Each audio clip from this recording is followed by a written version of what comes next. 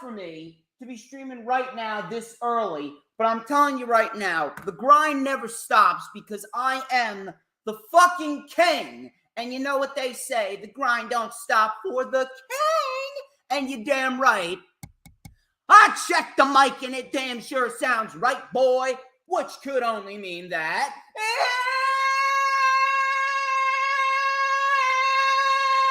it's Saturday. You know what that means. We're live. Ladies and gentlemen, I'm the one and only DJ Storms, and I would like to welcome each and every single one of you back here to the greatest fucking show on earth. Right here across 6 different accounts, 4 different platforms, as of course, you already know who I am, Mr. Controversy and the operator of the best damn Twitter handle, no.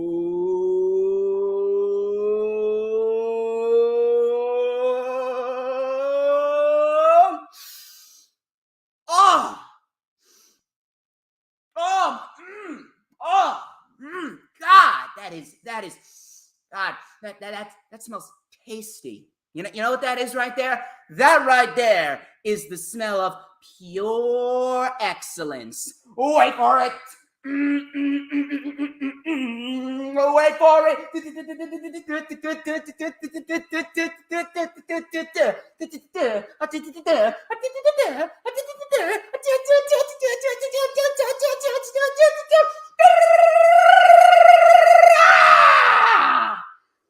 To mankind. And this is the official Lightning Flash update for Saturday morning, baby. September 3rd. I almost said 2nd. September 3rd, 2022. Woo! Let me take a drink after that.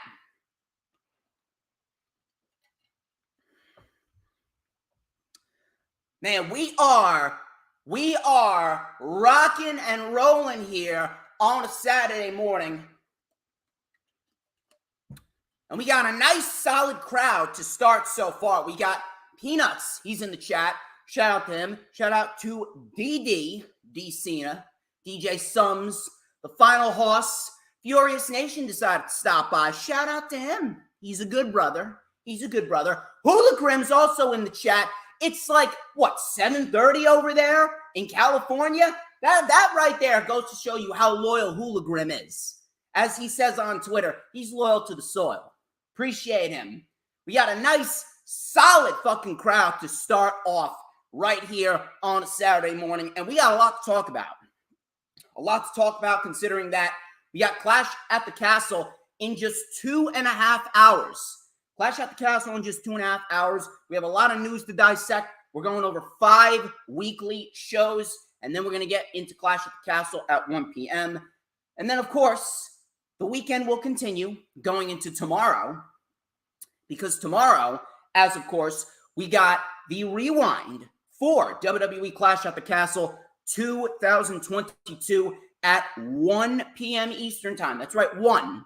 And I will be joined by one of my members in the chat right now, Furious Nation. He's going to be joining me on the stream tomorrow at 1 p.m. Eastern Time to review everything Clash at the Castle related. Then we got NXT Worlds Collide at 4. And then we got All Out with the 0 hour. I almost said the buy-in, but it's 0 hour now. That's going to start at 7. And then, of course, on Monday, Jeffrey Turner, who actually joined me for the rundown for Clash at the Castle, since it was an open table, he decided to take the offer. Jeffrey Turner is going to be joining me Monday afternoon at 2 p.m. Eastern Time to dissect everything that goes down at NXT Worlds Collide and All Out. So it's a busy, and I mean a busy fucking weekend for me. The grind never stops, and we're going to end summer on the highest of high notes. You already know that when you stop by DJ Storms' chat, you always going to have a good time. all day, every day, baby. Now then, before we get into the main festivities, as per usual, please make sure that you follow me on social media, Twitter and Instagram at HistoryMakerDJS. That is at HistoryMakerDJS. Both of those apps, you can add me on Facebook as well. For collaborations and business inquiries, please send me an email. My email is, of course, StormsTakeOver@gmail.com. Please make sure you like the official DJ Storms business page, and I may just send you an invite to join the official DJ Storms Posse group on Facebook, that is. We got 12 people watching. See, this is the deal. This is the deal here on Saturdays. Even at 10:30 a.m. in the morning, when I check the mic and it sounds right, boy, everyone flocks in because I own Saturdays.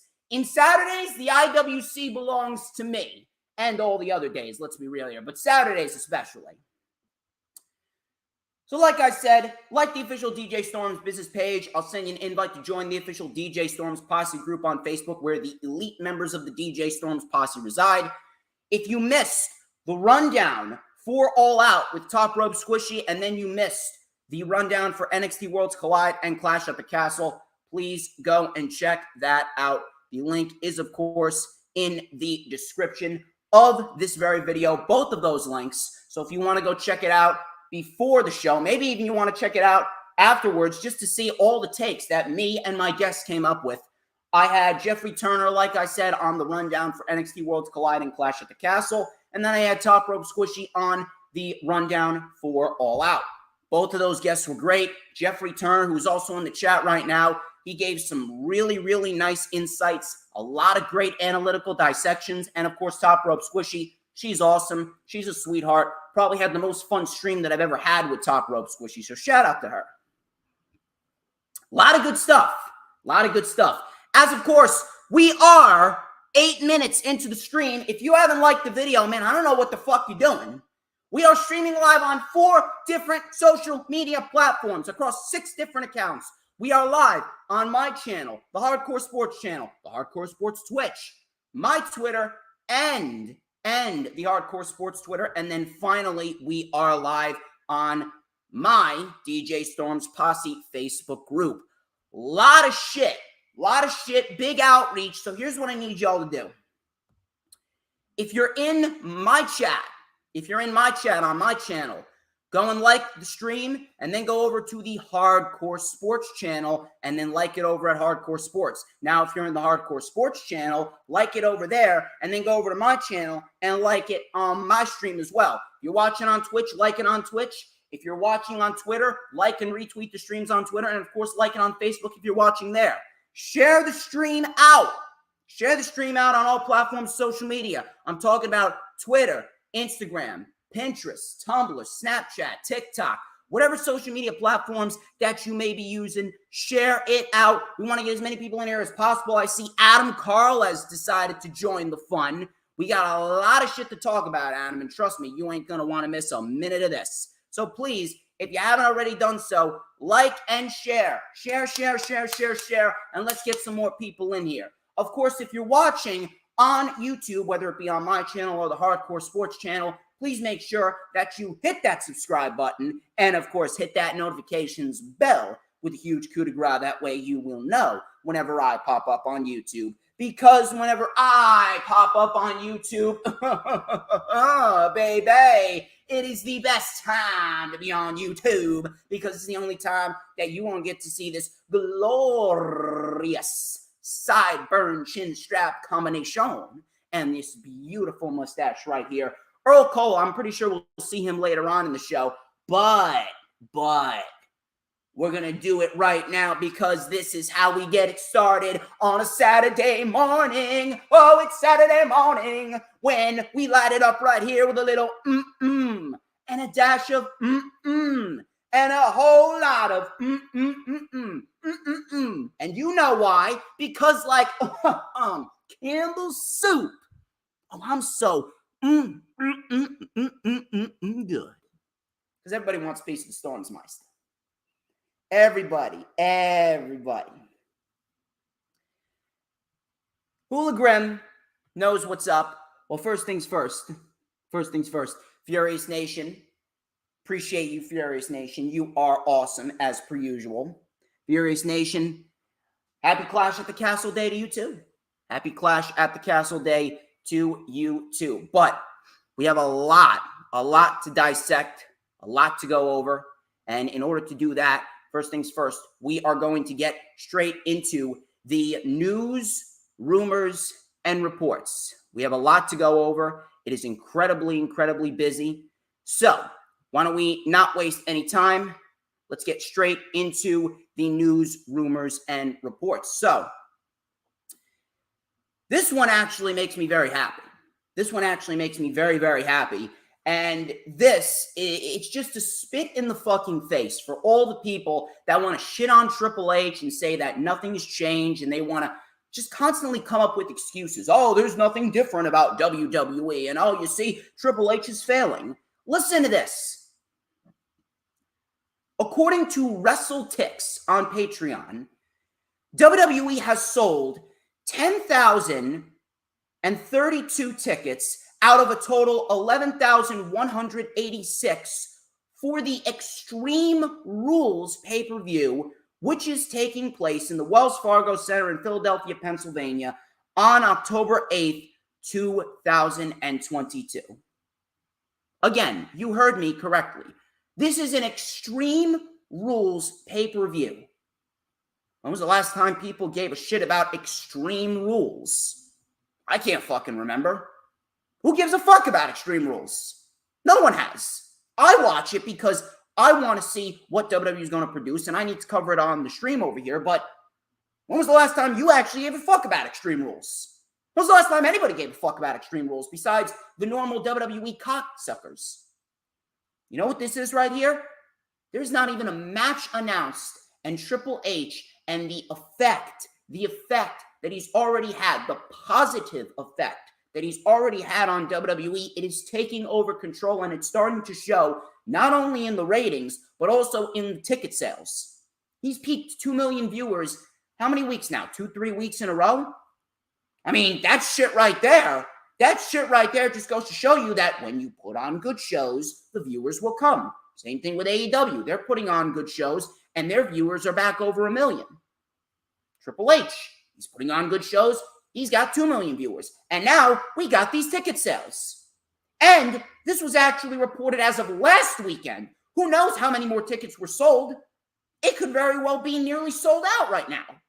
They could be over 11,000 tickets, and they're just trying to sell out a few more nosebleeds. I mean, if that does not go to show you how good of a job Triple H is doing, I don't know what to fucking tell you. But of course, you'll have the Vince Russos, you'll have the fucking Jim Cornettes that just want to constantly shit on everything because they're still stuck in the fucking 1990s and they don't know any better. They don't know jack shit about professional wrestling. You'll have people like that. And of course, those people will be shunned out and called retards, which is rightfully so because they are fucking retards. But at the end of the day, this is a great thing. And it just goes to show you that Triple H and his positive effect, the positive booking, the Triple H way is the right way to go about it. These ticket sales are proving it. Extreme Rules in the beginning of October, going into the last 3 months of the year, in which little to no one really is supposed to care about professional wrestling, and Extreme Rules is nearly sold out. Extreme Rules. Not WrestleMania, not the Rumble, not Survivor Series, not Clash at the Castle, not SummerSlam, not Money in the Bank. Extreme Rules. You know what that tells you? Triple H's way is working. And for all the idiots that saying he's not, you can continue being a fucking retard, and I will continue to laugh at you with these statistics on my side.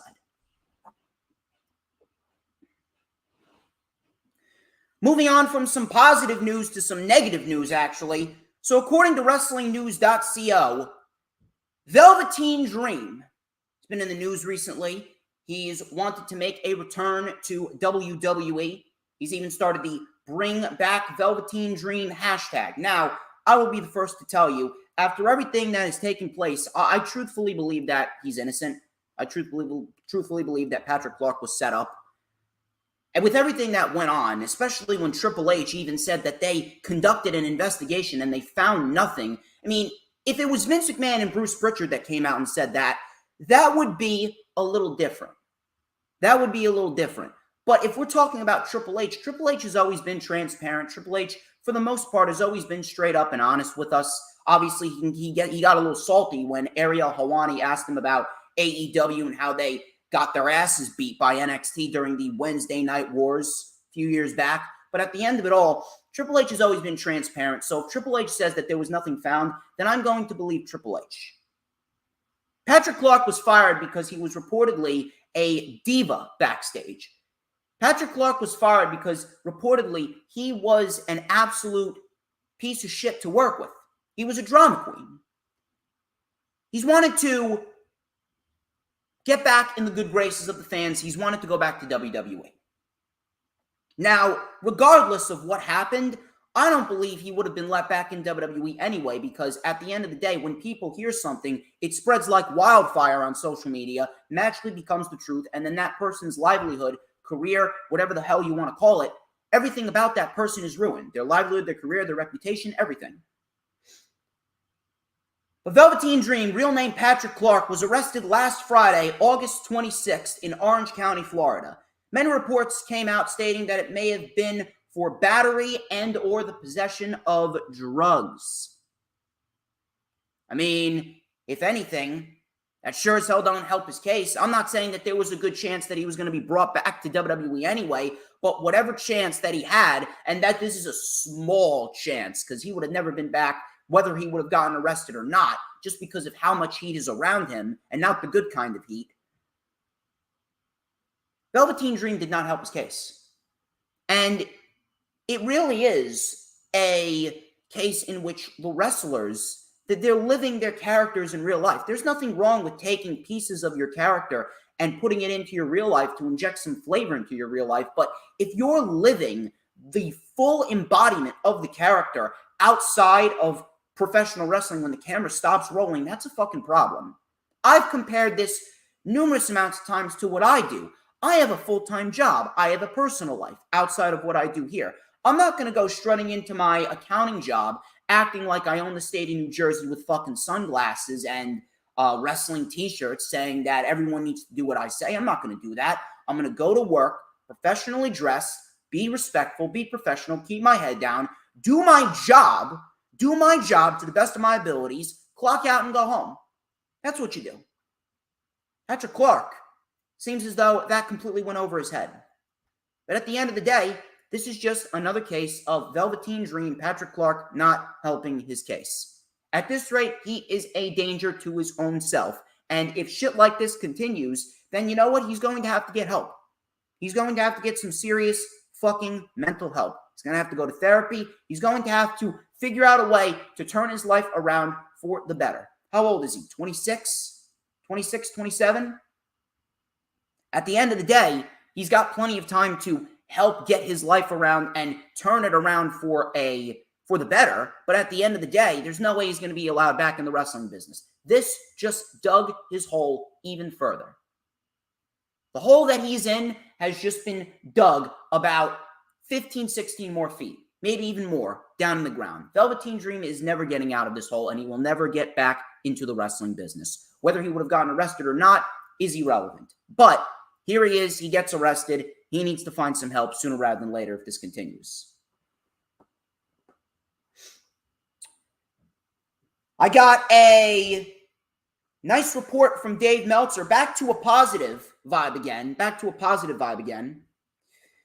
According to Dave Meltzer of Wrestling Observer Newsletter, the entire Legado del Fantasma faction could be called up to the main roster. The angle of Escobar coming back after he was banished after losing a match to Tony D'Angelo at Heatwave to pick up the rest of the group was like a little sign that they could be moving on from the NXT brand up to either Raw or SmackDown. And if that's the case, this is a great thing. I don't really like the way that they did it. If anything, it should have been Santos and Legado del Fantasma being forced to leave NXT. I don't understand why it's just Santos, but regardless of that, Legado del Fantasma on the main roster, this is a great fucking thing.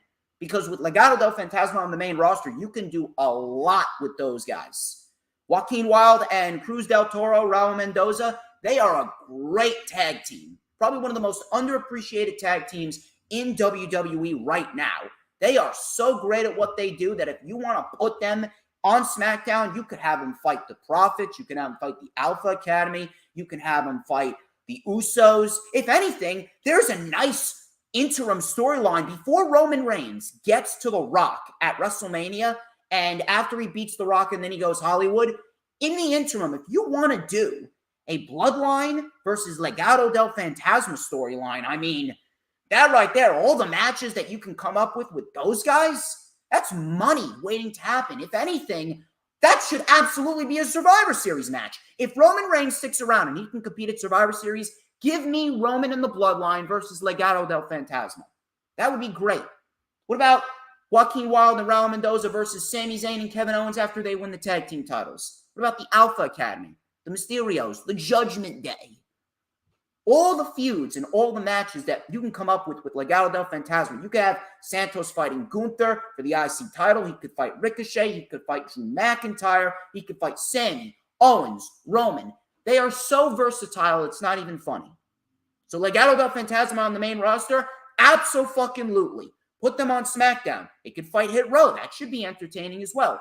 Put them on SmackDown and just let them go. I am all for this. No complaints whatsoever. And I hope it happens sooner rather than later. It could very well happen next Friday on SmackDown for all we know. I am all for that. Meltzer, sticking with Dave Meltzer here, he reported an interesting report on Raquel Rodriguez and why her and Aaliyah won the Women's Tag Team Championship. So, according to Dave Meltzer, he reported on Wrestling Observer Radio that Raquel Rodriguez is currently being pushed to become a big star, and Aaliyah is kind of just tagging along for the ride. Now, I like Raquel Rodriguez. I don't like the gimmick that they're portraying her as, just nothing more than a smiling, big chica, whatever it may be. Fucking I don't fucking like that gimmick, but I will say this. Raquel Rodriguez has not been bad on the main roster. As an in-ring performer, Raquel Rodriguez has actually looked pretty decent. That much I will say. She's actually been carrying this entire tag team with her and Aaliyah. She took the brunt of the offense, and she got in there and she fucking wrestled. She was taking bumps. She was delivering some nice solid moves. So Raquel Rodriguez, from an in-ring standpoint, has not been bad on the main roster whatsoever. And I understand if you want to build her up and portray her like a big star. I understand that. But I don't necessarily think giving her and Aaliyah the women's tag team titles was the right way to go about it. Now, based on what happened, I kind of understand where Triple H could be headed towards. I kind of predict that we could very well see a women's War Games, and I'm going to talk about that after I read what Meltzer had to say. So Meltzer stated, and I quote, "They are trying to get Raquel Rodriguez as a big star. I mean, that is one of their things they are trying to do right now. And Aaliyah is sort of along for the ride, I suppose. I didn't think the match was particularly good. It wasn't. I think the one thing was that they were just trying. I think this match was just to do a surprise, nothing else. Sometimes you do that, you know? If you're looking at the big money versus Naomi and Banks, which team should win in that situation? I think it's pretty clear that Kai and Sky should have done that, which is why probably a lot of people were like, why did it happen this way? Because if you think about it logically, it wouldn't happen." End quote. Now, everything that he said makes sense because Aaliyah sucks. She tries, don't get me wrong. And in terms of her visually, she's a very visually pleasing woman. Aaliyah looks like the type of woman that I would want. But in terms of an in-ring perspective, she is not good whatsoever. She's very sloppy. She's not intense at all. She's just kind of there. Her offense is not believable. And the women that she's been in the ring with haven't really been able to do much with her. I don't know what the deal is with Aaliyah, but Aaliyah doesn't hold any value at all. Raquel holds value, but this tag team with Aaliyah, it just ain't cutting it. Now, what I will say is this. What I will say is the fact that if my calculations are correct and my prediction does come true, I do believe that this could be leading to a 5-on-5 women's War Games match. I do believe that Bayley is going to take the Raw Women's Championship from Bianca at Extreme Rules.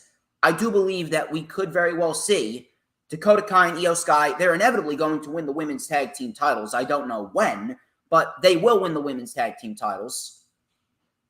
And then when things have smoothed over and we're on the road to Survivor Series, we could very well be looking at Asuka, Alexa, Bianca, Raquel, and Aaliyah, 5 women there, versus Bayley, Dakota, Io, and then that is when they are going to bring back Sasha and Naomi. Bayley is probably going to tease, hey, I found 2 women that are going to stand alongside us and fight you 5 at War Games. So we get the War Games match, and on the day of Survivor Series, they're going to bring out Naomi and Sasha Banks. I feel as though this could be part of the process that they are taking to return and re-debut Sasha and Naomi.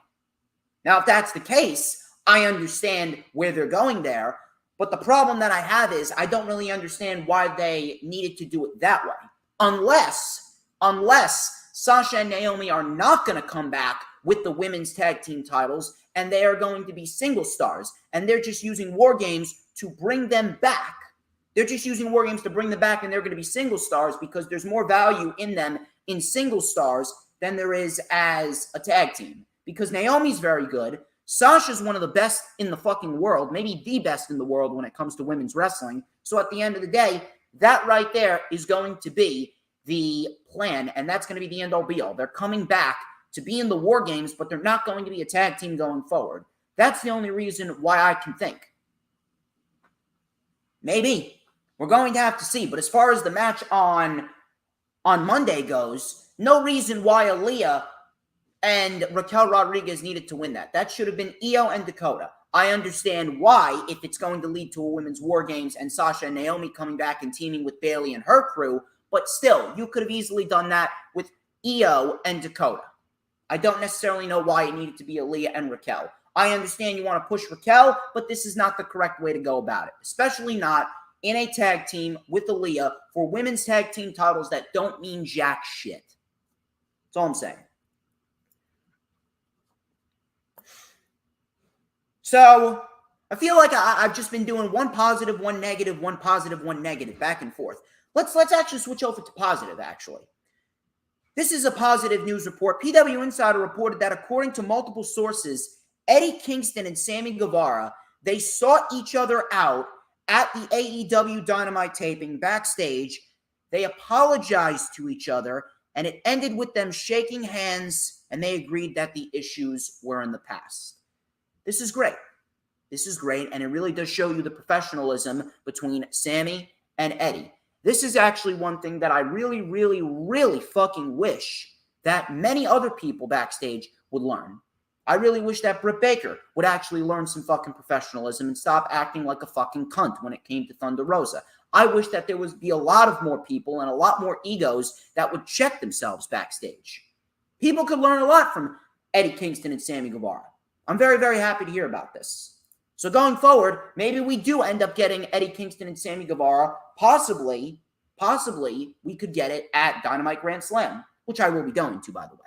I will be going to Dynamite Grand Slam. So if you're in the area, please hit me up. Maybe I'll talk to you, give you a wristband, be in my vlog. Love fun time. Love a very fun time. But Sammy and Eddie Kingston, we could very well get the match now. I don't know when, I don't know how, but this was a very nice thing to hear, and it really goes to show you the professionalism that both men operate with. Moving on here to WrestleVotes. WrestleVotes. They tweeted out this past Monday that there is serious discussion, and I mean serious discussion, about Roman Reigns dropping the undisputed WWE Universal Championship here at Clash at the Castle. The tweet read, and I quote, For the first time in a long time, there has been some discussions creatively regarding Roman Reigns dropping the titles. I'm hearing multiple ideas have intrigued those making the final call come Saturday in Cardiff. Should be an interesting week ahead. The one thing that I will say about this that's negative, and this is the one thing that's actually pissed me off, is the fact that this wasn't in the works for X amount of months. This is the problem that I had with WWE, and this just goes to show you how terrible the old administration was. This goes to show you how terrible the Vince McMahon administration really was. The fact that for so long, all they operated with is the mentality of, oh, Roman Reigns. Only he can look strong, only he can look good, and screw everyone else. It's not a good way to operate business. It's a shit way to operate business. If anything, they should have planned out a new star to be built up. They should have planned out someone. I don't necessarily care who. It should have been someone that they planned, they prepped, they built up, that was inevitably going to be the guy to take down Roman Reigns. Now that Triple H is in charge, he can actually formulate a decent fucking plan, which I very much appreciate. But it really goes to show you how terrible the old administration was, that there were just conversations right now about taking the title off of Roman with no regard for anyone else, no regard for the betterment of the brand, no regard for the betterment of a new star that could have been built up to take down Roman Reigns. And this report just makes me even happier that Vince McMahon is retired. I got some news on another call-up. A lot of call-ups. Triple H is really looking to shake things up, and I greatly appreciate that.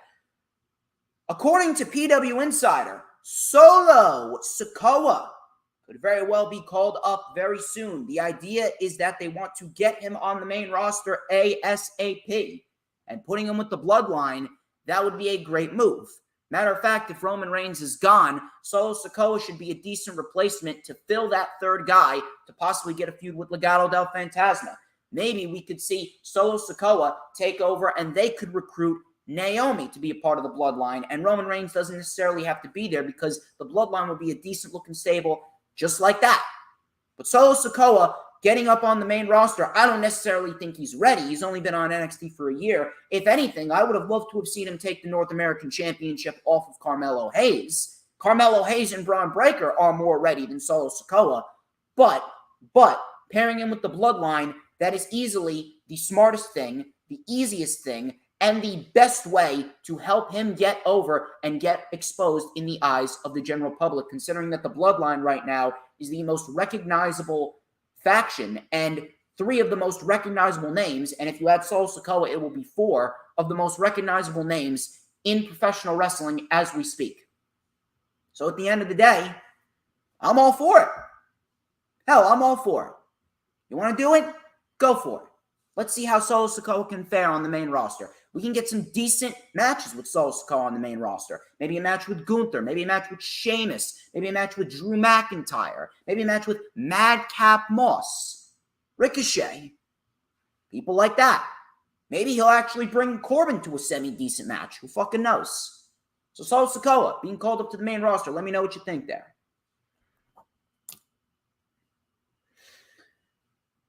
This one came as a shock, but then after what I read about, I'm not really so shocked that this happened. Sean Ross Sapp reported that Bobby Fish will not be having his AEW contract renewed, and almost as soon as that report was sent out, another report came out after that stating that Bobby Fish's contract has already expired and he was now a free agent. And that report came from PW Insider. Bobby Fish recently praised Triple H on the Two Men Power Trip podcast, stating how he would go to war for Triple H. Tony Khan must have heard this, and this probably was the nail in the coffin, and he made the decision to not bring him back. And as far as Tony Khan goes, I kind of understand why he did that, because an individual like Tony Khan, with how much he does and how much he puts forth into the wrestling show, and how much he legitimately wants to assemble the best roster and put on the best wrestling show possible, he wants loyalty. He wants loyalty from his performers. He wants loyalty from his superstars. He wants loyalty from his wrestlers. So I can absolutely see Tony Khan taking this as a means of, if you're not going to be loyal to me like this, then why should I even bother bringing you back? And at the end of the day, he made the decision. He made the decision to not bring Bobby Fish back, and he's now a free agent. Now, I don't necessarily agree with him letting Bobby Fish go this quickly. If anything, if you wanted to make the most out of Bobby Fish's time, I would have absolutely have done the Elite versus the Undisputed Era, Cole Fish and O'Reilly versus Omega and the Bucks. I would have absolutely have done that either at All Out or at Grand Slam.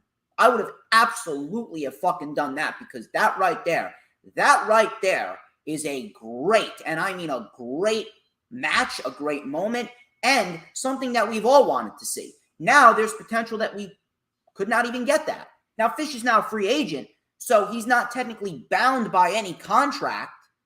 And then Kyle O'Reilly, he's actually recovering from neck fusion surgery. So maybe there was no choice. I'd like to hope that Kyle O'Reilly's okay and he'll recover fairly quickly. Adam Cole should be back any minute now. Maybe he wants to talk things out with Bobby Fish, is Tony Khan. We'll have to wait and see what happens. He did have some beef with Dax Harwood, but I doubt that was the issue. If I'm a betting man, I'm going out on record and saying that the issue here with Bobby Fish was the fact that he said he would go to war for Triple H. He went out of his way to praise Triple H, and Tony Khan saw that as an issue where, I don't think this guy's very loyal to me. And that was pretty much that. That was it. It sucks, but I kind of understand where Tony Khan was coming from there. We'll see what happens. I definitely do hope that Kyle O'Reilly is able to come back quick, and if he is, I would absolutely not even hesitate to do Bobby Fish, Kyle O'Reilly, and Adam Cole versus Omega and the Bucks. Maybe we get that down the line. Who knows? I don't know. It's certainly not going to happen with AEW and WWE collaborating, because at the end of it all, Tony Khan said that this administration treated him like shit, especially with the contract tapering. And ladies and gentlemen, my final report before we move on to the weekly show reviews. Fightful Select reported that there are two major names that could be on their way back to WWE. According to Fightful Select, by way of Andrew Zarian of the Mat Men podcast, Bronson Reed, a.k.a. Jonah, is one of the names that WWE has creatively discussed bringing back to the company. Fightful Select also reported that Braun Strowman has also been discussed to bring back. It was reported that Triple H rarely says no to anything pitched by his creative team. PW Insider even reported that Braun Strowman is currently set to return to WWE this Monday, September 5th, for Monday Night Raw in Kansas City. Now, Braun Strowman has not confirmed anything, nor has he denied anything. Jonah, Bronson Reed, has not confirmed, nor has he denied anything. Let's start with Bronson Reed. When it comes to Bronson Reed, this is a no-brainer. I am absolutely 100% in favor of bringing Bronson Reed back. I don't know how you can't bring Bronson Reed back.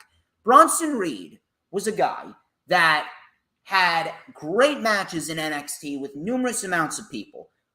LA Knight, Johnny Gargano, Cameron Grimes. I remember he was a part of a great ladder match back at TakeOver 30. It was him, Gargano, Cameron Grimes, Damian Priest, and there was a fifth guy in there. I can't remember who the fifth guy was, but there was a fifth guy in there. It was him, it was Priest, it was Gargano, it was Cameron Grimes, and Velveteen Dream was also in there. Those five men. Great ladder match. Excellent ladder match in front of no one. It was in front of nobody. They were still operating in the fucking empty Full Sail University before they moved into the Capitol Wrestling Center. That was a great ladder match. Bronson Reed had 2 great matches with Johnny Gargano. He won the North American Championship, dropped it to Swerve legitimately a month later because they were planning on calling him up. He had a couple of tryout matches on Main Event, and then out of nowhere, he was fired for no reason. He was fired for no reason. Absolutely unjustifiably, and he was fired because they wanted to erase and destroy everything that Triple H created. So they fired Bronson Reed deliberately as a fuck you to Triple H because anything that they didn't have a hand in creating, they saw as shit. And it just goes to show you how fucking toxic and how fucking terrible Vince McMahon and his administration really is. And I could not be more happier. Hearing reports like this, I could not be more happier that Vince McMahon is gone. I am absolutely taking Bronson Reed and putting him on SmackDown. Why? Because Raw seems set. Raw's got a lot of fucking stars. Plus, you got some SmackDown stars there that appear on Monday Night Raw sporadically. The Usos, Drew McIntyre, Sami Zayn. You got some superstars that appear on both shows sporadically, which I have no issue with. Sheamus has appeared on Monday Night Raw sporadically. So I would put Bronson Reed on SmackDown, see what he can do on SmackDown. Absolutely in favor of bringing Bronson Reed back. Braun Strowman's a different story. Braun Strowman is a completely different story here. Braun Strowman, was he booked poorly? Yes. He was absolutely booked poorly. Could he have been a lot more in WWE? Yes, absolutely. He could have been a lot more. Should he have been the guy to beat Brock Lesnar instead of Roman Reigns for the Universal title back in 2017? Yes, absolutely. Absolutely. That's where WWE fucked up with him. Braun Strowman was also the cause of his own downfall, specifically because of the fact that as time went on, he followed the Nia Jax route. He followed the Alexa Bliss route. He started off decent. But as time went on, he got worse in the ring. He really did get worse in the ring. He was not very good. It was a rarity that he put on a good match, and there was really just no value with Braun Strowman. Plus, on top of that, Braun Strowman has already had plenty of opportunities. He's pretty much a made man. He doesn't need to go back to WWE. There's a lot of superstars that should be getting the opportunities that Braun Strowman has gotten. Braun Strowman's a former multi-time Raw Tag Team Champion, Money in the Bank winner, Andre the Giant Memorial Battle Royal winner, Greatest Royal Rumble winner, Intercontinental Champion. He beat Goldberg inside of 3 minutes and won the Universal Championship at WrestleMania in the empty gymnasium, in the empty performance center. Braun Strowman has already been champion. He is already a made man. There's no reason why he needs to go back. What would he do? Maybe win the United States Championship and have a few major feuds here and there, but at the end of it all, how many people would really care? How many people would really care? Now, I will say this. I will give Strowman a little bit of credit because I'm fair. Granted, the last time that we saw Braun Strowman in the WWE, he did give us one of the best matches of his career. That I will give to him. I remember that match like it was yesterday. It was a triple threat match between himself, Drew McIntyre, and Bobby Lashley. It was at WrestleMania Backlash last year when they were still operating in the Thunderdome. They put on a great triple threat match. It was a damn good triple threat match. It was all over the place. Strowman was actually trying in that match. He was pulling out moves that I've never seen Braun Strowman do. He was doing dives off the apron, running sentons. I remember this great spot where Drew McIntyre went for a Claymore on the floor. Strowman caught him in a mid-Claymore kick and power-bombed him through the announce table, and the announce table just fucking exploded. Great move. Great move right there. The match itself, 14 minutes, it was a damn good triple threat match. So that I will give to Braun Strowman. But how many matches like that has Braun Strowman put on throughout the course of his singles run in WWE? All I remember is the matches with Roman Reigns, the Fatal 4-Way match at SummerSlam, the match with Seth Rollins at Clash at the Castle, and then the triple threat match with Drew and Lashley. 4 or 5 matches over the course of how many years? 5 years, 6 years? It's not necessarily what I call a good investment. Will he be booked better than he was under Vince McMahon? Yeah. Yeah, he could. Has he improved? Maybe. Maybe I'm just making a big deal over nothing. Maybe I'm complaining for no fucking reason, and maybe all of this shit that I'm saying right now, I could ultimately end up eating it because Strowman could come back and he could very well be a solid pro wrestler. He could put on some decent matches, just like he did back at WrestleMania Backlash. And I'm going to continue singing Braun Strowman's praises for that match, because that match I thought was going to be an absolute disaster. It turned out to be probably the best match of the night if you look at it. I saw a lot of praise for that match. I don't know. But overall, as I speak right now, with the fact that he's had opportunities and the fact that the majority, I'm not saying everything, but the majority of the material that we've seen from Braun Strowman in WWE has been shit, it's going to be very, very hard to break that. It's going to be very, very, very hard to break that habit and switch people's opinions around as far as how they feel about Braun Strowman, especially me. He's had great matches with Roman. He had a great match with Rollins at Clash of Champions, and the triple threat match with Drew and Lashley last year was very good. But that's the short list. That's the short good list. There is a long bad list for Braun Strowman. So I don't know. I guess we'll have to wait. We'll have to wait and see. I'm going to give him a chance. I'm going to sit back. I'll give him a chance. But in the end, if nothing really works out, I'm not really going to sit here and praise Braun Strowman. Bronson Reed, absolutely. Braun Strowman, no. But ladies and gentlemen, that's all I got for you as far as the news, rumors, and reports go. We're going to go over the weekly show reviews in just a little bit. Thank you all for stopping by this early in the morning. We have just surpassed 11:15 a.m., and we are going to get into the weekly show reviews. I see DD is watching on Twitch. Please make sure that you like it on Twitch. Please make sure that everyone, no matter where you're watching it from, you're sharing out the stream on all platforms of social media. Every single one, hit that like button if you haven't already done so. Please make sure that you like it on my channel, and then you go over to Hardcore Sports Channel. The link is in the description. Go over to Hardcore Sports Channel and like it there. I want to get as many likes as possible and show everyone why Saturday is my day. How you doing, Positive Philly Productions? Please make sure you like the stream and then go like it on the Hardcore Sports Channel as well. And Dee, I hope you have a fun time at the New York Street Fair. Like this on Twitch. Like this on Twitch right now and share it out on all platforms, social media. We're going to get right into the weekly show reviews. We got 5 weekly shows to review. Raw, Dynamite, NXT UK, which was the final episode of NXT UK this week, SmackDown, and Rampage. So, AJ Styles, he kicked off the show. He tag teamed with Dolph Ziggler. I would say out of all the Monday Night Raws that we've seen so far from Triple H, this was probably the worst one. Was it a bad show? No, it was not a terrible show, but it was absolutely Triple H's worst. But even Triple H's worst is better than Vince McMahon's best. So that much I will say. The show was not bad, but in terms of must-see, there wasn't really anything must-see on the show. But Styles kicked off the show. He tag teamed with Dolph Ziggler to take on the Judgment Day. This was a decent little match right here.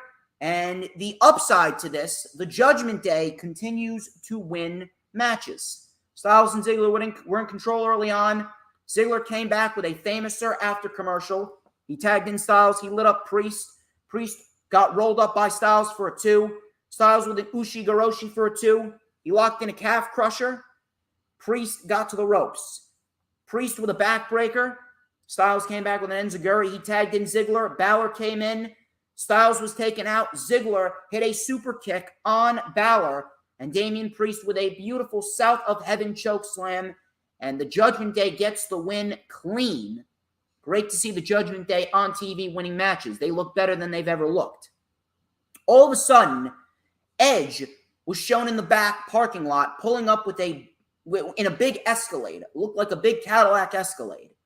The Judgment Day, they stayed in the ring. Coming back from commercial, the Judgment Day were in the ring with microphones, and Rhea Ripley said, "Why don't you come down to the ring and I will smash what is left of your manhood," she said to Edge.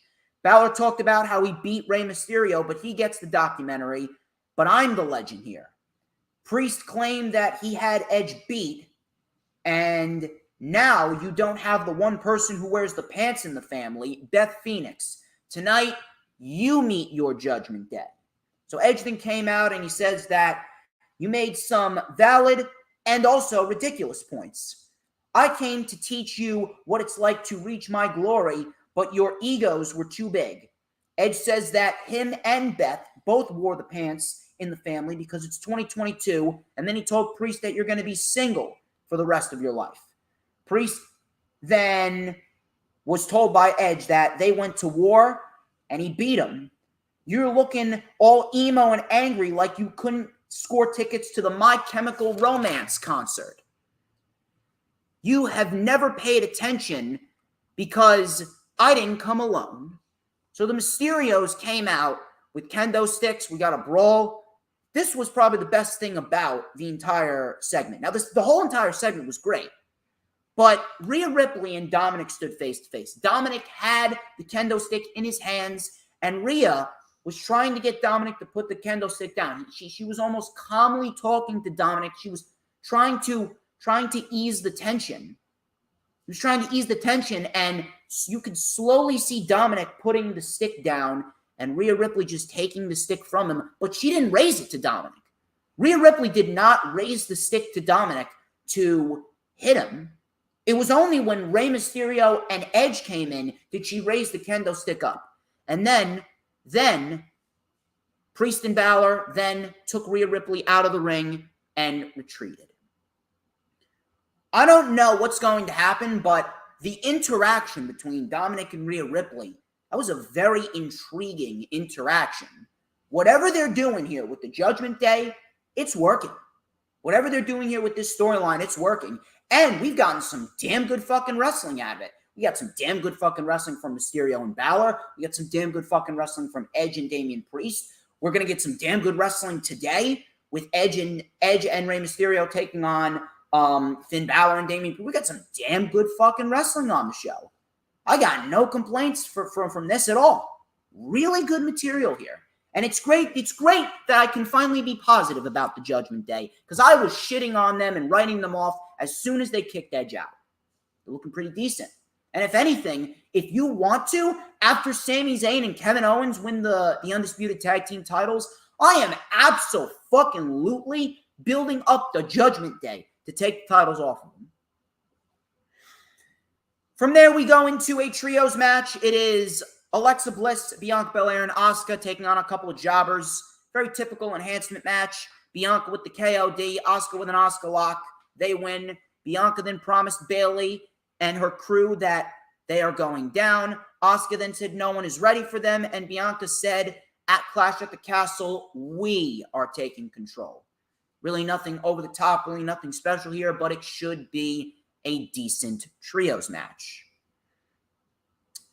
Kurt Angle came out. He came out to address the crowd. He was dressed in his tracksuit wrestling gear. He looked good. I'm glad he looks good. I'm glad he looks healthy. He's been keeping in shape, which is good. So all of a sudden, the Alpha Academy came out, and this was great. Chad Gable is a fucking national treasure right here. So Gable, coming back from commercial, he goes, "Oh, thank you. It's Kurt Angle, a personal hero of mine." So Angle talked about how he won a gold medal with a broken freaking neck. And the crowd booed Gable. Gable said, "There is an American hero in this ring," and also Kurt Angle. Fucking love Chad. Chad Gable is a fucking gem. This is the best Chad Gable I've ever seen on the main roster. So Gable offered Kurt acceptance into the Alpha Academy. Otis gave him a jacket. Kurt then said, "I think I'll pass." Gable goes, "Excuse me? A shoosh?" So then Kurt asked, "Did you just shoosh me?" and we got a shoosh off. And Gable's like, no, you don't shoosh a shoosher. Otis, show him what happens when you turn down an offer from the Academy. So all of a sudden, the Street Profits came out, and we got ourselves a tag team match. And if Gable's team won, Kurt would have to join the Alpha Academy. Now, I understand that we've seen this match numerous amounts of times, but from an in-ring perspective, this was probably the best match of the night. Now, Pittsburgh, not really a good crowd. I don't know what's going on with Pittsburgh, but it wasn't really a good crowd. For AEW, they're a good crowd. For WWE, no. They're still trying to be conditioned to actually accept and understand that professional wrestling is now what WWE is all about. It'll come in due time. But we get the Street Profits in the Alpha Academy, which was probably the best in-ring wrestling match out of everything on the night. So Dawkins with a nice tope con here onto the Alpha Academy. They were in control. Gable then isolated Dawkins. Ford got the tag. He lit up Gable. Back in the ring, we had a back suplex and a moonsault by Ford for a 2. Gable was tossed into Ford, or Gable tossed Ford off the top with a belly-to-belly. Coming back from commercial, Dawkins made a hot tag. Otis, he hit a spinning back elbow to Dawkins. Nice shoulder tackle to Ford. Dawkins then with a spin kick and a silencer for 2. We had a German suplex to Dawkins, crossbody by Ford. Nice Northern Lights suplex for 2 on Ford. Otis then with a flapjack, and then Gable came off the top with a diving headbutt. Dawkins was able to save the match. We had an ankle lock by Gable. Montez Ford reversed it. He locked in an ankle lock of his own. Otis broke that up with a splash. Otis then got in the face of Kurt Angle, and he got fucking pounced. And I mean fucking pounced by Angelo Dawkins over the announce table. Street Profits hit the cash out in the frog splash, and the Street Profits get the win in what was a very good match. Afterwards, the Profits and Kurt Angle then drank some milk to celebrate their victory. The one thing I will say it was a very good match. Even though we've seen it, it was a very good match. And the one thing I'm very happy about is the fact that the Street Profits and this storyline of them potentially breaking up, they're moving away from it, which is good. I'm very happy that they're moving away from it because now we can focus on the Street Profits as a tag team, and the tag team division can be rejuvenated. Can't wait to see that. Matt Riddle and Seth Rollins had a virtual face-to-face. This was great. Corey Graves was hosting it. Riddle called Rollins pathetic, and he talked about how he'll embarrass him just like Roman and Cody embarrassed him.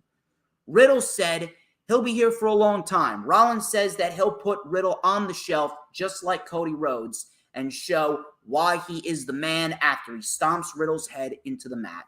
Riddle then said, there is only one man in his marriage, and that is Becky, bro.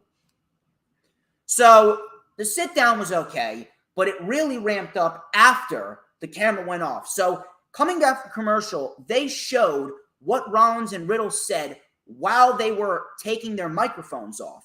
So Rollins asked if Riddle was still there. Rollins goes, let's talk about your family. Oh, wait, you don't have one because your wife divorced you, and you are alone, and your wife and your kids don't want to see your bitch ass anymore. Riddle then was cursing, and it was being bleeped out. Riddle said he was going to fuck Rollins up. Bleep, bleep, bleep, bleep. I'm going to bleep you up. I will bleep you up. Where the bleep are you? This was fucking great. This was fantastic. This was great television. Triple H pulling this match off of SummerSlam and putting in a Clash at the Castle to give it more of a build, one of the best decisions he could have made. I'm actually going to go on record. I'm saying that this match could kick off the show. This could be a match of the year candidate for WWE. I would not be shocked if these two put on the best match of the year right here. This is going to be great. Cannot wait for this match. This is going to be awesome. The Miz versus Bobby Lashley. This was lame. This was boring. Really wasn't anything too exciting. The Miz has actually been pretty bearable the last few weeks, but this was a downside for The Miz. This was not a very exciting matchup. The one thing that did happen in this matchup that everyone is talking about and everyone is focused on is what happened with Dexter Lumis. So, Miz was traumatized by Dexter Lumis. Bobby was taking advantage of that. Lashley got hit with a wrecking ball dropkick. Miz kept looking around. He was paranoid that he was going to see Dexter Lumis. We had a flatliner by Lashley and a corner clothesline and a big spine buster. Ciampa tried to save The Miz, and he ran over Lashley behind the referee's back. Miz with a snap DDT. All of a sudden, Miz, he was setting up for the skull-crushing finale, and he started looking into the crowd. He started pointing into the crowd, and we saw a spotlight up in the rafters all the way like 30 rows behind him, and it was Dexter Lumis just standing there with this emotionless expression. Miz was paranoid. He was trying to tell Ciampa that Dexter Lumis was behind him. And then all of a sudden, Lashley locked in the Hurt Lock, and Lashley beat The Miz. And The Miz was ranting to Ciampa how it was true. He was right there. He was right there. I don't know where the fuck this is going, but The Miz, dare I say it, The Miz is a part of one of the most intriguing storylines on Raw right now. I don't know why he's doing it, but let me tell you something. I want to fucking see Dexter Lumis raid The Miz's home. I want to see Dexter Lumis with The Miz's daughters. I want to see Dexter Lumis with Maurice. I want to see The Miz having visions of Dexter Lumis at his home. Because that right there would be great fucking television. That would be great. The Bloodline. The Bloodline was up next on the show. They came out to address their beatdown of Drew McIntyre. The Usos were hyping up Roman. Sammy, he said he was the organizer for the big party on Friday. Obviously, he hyped up the Usos. Jay was giving him some nasty looks. All of a sudden, this was great too. This was a great promo right here. Jay, after giving Sammy some nasty looks, all of a sudden, Kevin Owens comes out. And he said that Raw is the Kevin Owens show. Jay asked if he's still Sammy's boy. Owens was smiling and waving. He was like he was trolling Sami Zayn. So, Sammy told Owens that Roman doesn't owe you or anyone anything. Owens then said, I didn't think you could find a way to make yourself look stupid, but then you let these two treat you like crap. Oh, trust me, Sami Zayn can find many ways to find himself look stupid. He's a fucking liberal cuck. I love Sami Zayn, but he's a fucking liberal cunt. He still thinks systematic racism exists. Fucking idiot is Sami Zayn outside of WWE. In WWE, he's great. Outside of WWE, he's a moron. He's a retard. But, he says that you have been reduced to being the Bloodline's personal clown, and that's sad to see. Sammy claimed that Owens doesn't know what he's talking about, and he said that Roman likes me. Jay then threatened to take Owens out. Owens then went into the ring and reminded Jay that if it wasn't for you, he would be standing there, the Universal Champion, and we wouldn't be talking about this 2-year celebration. You should be celebrating 2 years with your head up your cousin's ass. Owens then said, I guess this is the part where we drop the mic and fight. So, this promo was great. The referee came out and we get Jay versus Owens, which was another damn good match. The process of getting Sami Zayn away from the Bloodline and tag teaming with Kevin Owens, the process is officially underway. And this is great. Cannot wait for this. It's not happening on Sunday. But it's happening any minute now. And it's going to be awesome. Kevin Owens and Jey Uso, they had a match here. This was a damn good match. Jay caught a cannonball by Owens early on. Jay then took over with a fisherman suplex. Owens then with a swanton bomb for a 2. Super kick by Owens. Super kick by Jay. The Uso splash connects, but Owens kicked out. All of a sudden, Owens super kicked Jimmy and he super kicked Jay. He had a frog splash on Jay, but Jay kicked out. All of a sudden, Sami Zayn and Kevin Owens got into it verbally. Jay with a tope suicida. Jay then told Sami to get a chair. Zayn was told to hit Owens with the chair. but Sami did not do it. Owens then hit a stunner, and he got the win in what was a damn good match, and Sami Zayn is pretty much on the road to being kicked out of the bloodline. This is great. This is awesome. Cannot wait for it. Shit is heating up very, very quickly. This was a damn good match. I don't like the fact that Jay had to lose in a non-title match, but I will say this. The story that they're telling here with Sami Zayn, and he was conflicted between the bloodline and he didn't want to hit Kevin Owens, this was great. The storyline that they're telling is great. The process is underway, and it's going to be a great thing to watch. Main event was Dakota Kai and Io Sky versus Aaliyah and Raquel Rodriguez. This was not a good match, and I already explained my gripes about it because realistically it should have been Dakota and Io, and I'm going to ask again, I don't understand that if we're leading to a women's War Games match here, I don't really understand why it needs to be Aaliyah and Raquel. That's the team that is going to start up the build towards a women's War Games. It should be Dakota and Io that holds the titles, regardless of whether or not Sasha and Naomi are going to come back and they're going to fight for the titles. If anything, they should have won this tournament, and they should have gone into the Women's War Games as the tag team champions. You could have still done Aaliyah and Raquel. Now, the illegal woman was pinned. Io was the legal woman. Dakota was the illegal woman. Now, I'm not sure if that's going to play into anything, but it's part of the storyline that they're telling. I'd like to hope that is going to play into it, and that's the story that they're going to tell going forward. We'll see what happens. So, Aaliyah and Raquel were in early control. Aaliyah was sent into the steps, and she was pretty much taken out for the entire match. Raquel caught a nasty PK from Dakota.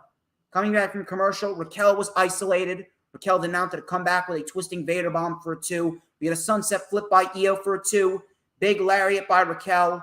Raquel was then taken out by Bayley behind the referee's back. A big boot by Dakota Kai. Io Sky hit the over-the-moonsault. I thought that was it, but Raquel kicked out, which I believe she's the only woman to do so, both in NXT and on the main roster. So, Bianca and her crew then came out to even the odds. Aaliyah then tagged in behind the referee's back, and she rolled up Kai to win the title. Again, I don't really understand why these two women needed to win it. It makes no sense. It's fucking stupid. You could have still have gotten to the Women's War Games match with Bayley and her crew winning the women's tag team titles at the end of all of it. Not a good match. Very terrible outcome no matter how you look at it. Don't know what is going to happen. That's it. That's pretty much it. I guess it's something that we're just going to have to deal with at least until we get to War Games. And at least until we get that rematch between Bayley's crew, Aaliyah, and Raquel. But that was Monday Night Raw. Not a bad show. Not at all, but it was easily the most missable show, the most lackluster show under Triple H. Don't understand why it needed to take place. It made no sense. And that ending, it left a sour taste in a lot of people's mouths. But it wasn't a terrible show. It wasn't terrible. It just wasn't must-see. Hope you guys are having a good time. We got 4 more shows to go over, and we're going to jump right into it. We're going to jump right into AEW Dynamite. You guys have been great the entire stream. It has been very solid. It has been a very fun time. Very fun time here on a Saturday morning. You guys came in clutch for the Saturday morning stream, the Saturday morning slam here on the channel. And we're going to have some fun by talking about AEW Dynamite. We're going to be talking about AEW Dynamite. We got a great fucking show. And I'm talking about it was fucking tremendous. It was fucking tremendous. This was probably one of the best go-home shows, maybe the best go-home show that AEW's ever put on, and definitely one of the best episodes of Dynamite that they've ever put on. And it shows in the ratings. They peaked 1 million. So Jon Moxley kicked off the show. This was a storyline that they had going on throughout the entire show. Moxley kicked off the show, a little bit of a mixed reaction. Crowd was chanting for Punk, and crowd was chanting for Moxley. And this was rather interesting. Crowd was chanting for both men. This is definitely going to make the match tomorrow night that much more interesting. Very, very much looking forward to that. So we talked about him and how he talked about Punk was supposed to be the 60-minute men. Well, that was a load of crap, wasn't it? When you guys get in the ring with me, you find out what you're really made of. We learned what CM Punk is made of. He gave me his best shots, and I didn't care. And he started looking for a way out. He folded. He crawled up into a ball to die. The crowd chanted CM Punk. Moxley then said, champions never fold. We welcomed him back, and it just didn't work out. And I have zero sympathy for CM Punk. Fragile ego, fragile body, weak mind, weak spirit. I have an open contract for a world title match at All Out. Anyone, anytime, any place, I mean it. Whoever wants to sign the contract, I can out-marathon you, out-sprint you, out-fight you, and out-wrestle you. I am the abominable will personified. You have been warned. This was an excellent promo, and it really set the tone very nicely, and it goes to show you that Jon Moxley is a fucking beast, and no matter what happens, Jon Moxley in this run with AEW will go down as the best run of his career. Now, afterwards, this was interesting. Moxley left. All of a sudden, Ace Steel came out to take the contract from the ring. And this was to play into something that happened later on in the show. So this was an excellent promo. Very nice way to set the tone. We've been getting some damn good fucking promos in AEW as of lately. Really damn good promos. So Bryan Danielson and Jake Hager, they kicked off the wrestling portion of the show. And this was a damn good match right here. Bryan Danielson. I don't really need to say anything about Bryan Danielson. He is great at what he does. But one thing that everyone should really start doing, I think it's about time that everyone starts appreciating Jake Hager and how good Jake Hager is. Jake Hager is in a great role. Every single time Jake Hager gets in the ring and he fights, Jake Hager always delivers. He delivered against Cody. He delivered against Eddie Kingston. He delivered against Wardlow. And here he is delivering against Bryan Danielson. Jake Hager is a very good professional wrestler. And I think it's about time a lot of people start realizing that. So, Bryan with a tope tope suicida on Hager. Hager then regained control and slammed Bryan through the timekeeper's table. Hager took over with a nice takedown. Bryan came back with a missile drop kick, some stiff kicks, one right to the chest and then one right to the head. That got a 2. Hager with a one-armed powerbomb, and then he delivered ground and pound punches. Bryan then locked in the label lock. Hager transitioned into an ankle lock. Bryan transitioned back into the label lock, and Jake Hager got to the ropes. All of a sudden, Bryan was able to hit the Busaiku knee, and Bryan pinned Hager for the 1-2-3 victory in what was a very good match. Again, people need to start appreciating how good Jake Hager is. He is great at what he does. Afterwards, 2.0 came out to attack Bryan. Claudio and Wheeler Yuta came out to help. Garcia then came out. He pulled a chair away from Jericho, and Bryan hit a Busaiku knee on Jericho. And it's going to be very interesting to see where Daniel Garcia stands.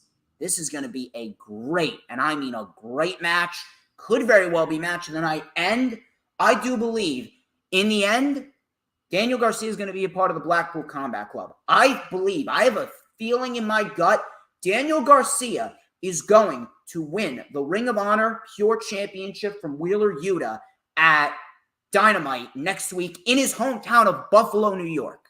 I believe that Daniel Garcia could very well beat Wheeler Yuta for the championship, and we could very well see Daniel Garcia join the Blackpool Combat Club. And it's going to be fucking great. It's going to be awesome. Just you wait. Where does Wheeler Yuta go? I can absolutely see Wheeler Yuta going up against Pac for the All-Atlantic Championship. That's a match I'd love to see. A lot of interesting material, but I do believe Daniel Garcia will be a member of the Blackpool Combat Club. The Wingmen, The wingmen were in the ring. They were protesting that they should be on Dynamite and Rampage more, giving them more time. All of a sudden, W. Morrissey, a.k.a. Big Cass, came out looking intimidating as ever. He just absolutely destroyed these guys. Big boot to Benoni. He chokeslammed J.D. Drake. He chokeslammed Ryan Nemeth. And then he chokeslammed Peter Avalon. He held him up there with one hand, and with the other hand, he's like, look into my fucking eyes. Chokeslammed him to the mat, as intimidating as ever, and all of a sudden, Stokely Hathaway comes out and gives W. Morrissey his business card. Now, I don't know what Stokely Hathaway is doing, but let me tell you something. If I am Tony Khan, if Ring of Honor is set to come back, I am absolutely giving W. Morrissey a run in Ring of Honor, potentially as the Ring of Honor World Champion or Ring of Honor Television Champion. That's what I'm doing. That's my mentality. I'm making W. Morrissey a mainstay in Ring of Honor. I like this. I think this is an excellent call. I'll tell you what else was excellent. This women's tag team match. It was Britt Baker and Jamie Hayter versus Toni Storm and Hikaru Shida. This was a very good women's tag team match. All four women brought it. Loved it. Shida with a Spike Rana on Hayter. This was fucking nasty. Shida hit a Spike Rana on Hayter, sending her face first into the fucking mat, legitimately a minute and a half into this match. So they were wasting no time. Baker then tagged in. Hayter tripped up Toni Storm, and the heels took over. Coming back from commercial, we had Shida tagging in with a nice drop kick, nice vertical suplex, and a diving meteor for a 2. Storm and Shida then with a double suplex attempt, but Hayter reversed it, and Hayter double suplexed both women. Tag to Britt. We had a swinging neck breaker to Shida for a 2. Super kick by Britt. Rolling elbow by Britt. Shida then took out Hayter. We had a hip attack by Toni Storm on Britt Baker. Swinging DDT on the floor by Toni Storm to Jamie Hayter. And then Shida with the tornado knee strike. And Shida pins Britt Baker. And this right here, exactly what needed to be done. Why? Because Britt Baker is being punished for the way that she's been acting. Britt Baker is now being cut down to size. And I'd like to hope that that's going to continue with Toni Storm walking away the winner in that matchup at All Out. All Out, I'm going with Toni Storm to take the win. Absolutely. CM Punk.